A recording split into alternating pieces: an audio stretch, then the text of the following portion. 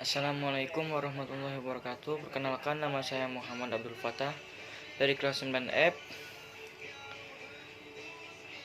Di sini saya akan cerita inspiratif judul Juru Tulis dan Sungai. Di sebuah negeri ada seorang raja yang ingin menghadiahkan kalung berlian indah kepada sang buah hati, putri kesayangannya. Tapi beberapa hari kemudian kalung itu hilang. Seluruh rakyat kerajaan itu sudah dikerahkan untuk mencari kalung di mana-mana, tapi sia-sia saja.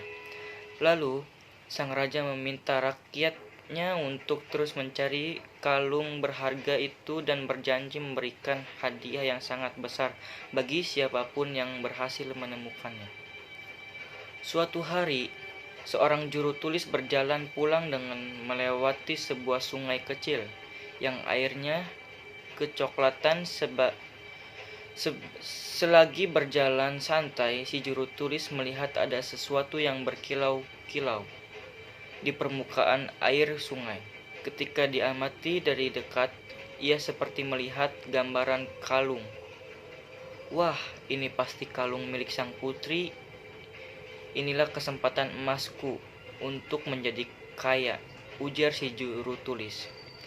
Tanpa ragu, si juru tulis memasukkan tangannya ke dalam air sungai dan berusaha mengambil kalung itu, tapi entah kenapa ia tidak bisa mengambilnya.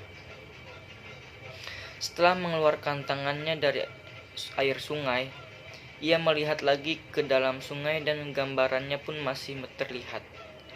Ia pun mencobanya lagi.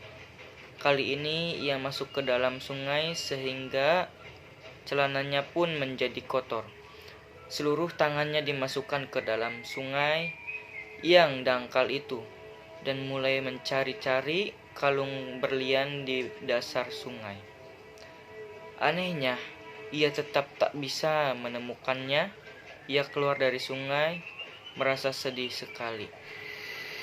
Ketika dilihat kembali ke permukaan sungai, gambaran kalung itu masih saja ada di sana. Kali ini si juru tulis bertekad mendapatkannya. Ia pun memutuskan untuk mencaburkan dirinya ke dalam sungai, meski sadar betul seluruh tubuhnya akan menjadi kotor. Tapi tetap saja ia tak bisa menemukan dan kehabisan akal. Saat itu muncul orang tua yang bijak. Melihat wajah sedih campur bingung si juru tulis, bertanyalah orang tua bijak itu, "Ada apa, anak muda? Adakah yang bisa kubantu?" Meski awalnya merasa ragu, si juru tulis akhirnya memutuskan untuk bercerita semuanya pada orang tua itu.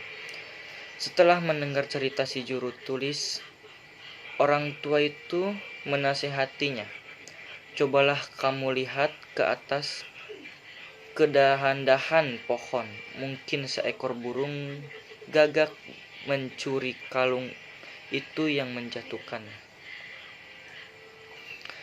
Dengan segera si juru tulis melihat ke pepohonan di atasnya, dan benarlah, kalung itu menggantung di dahan sebuah pohon.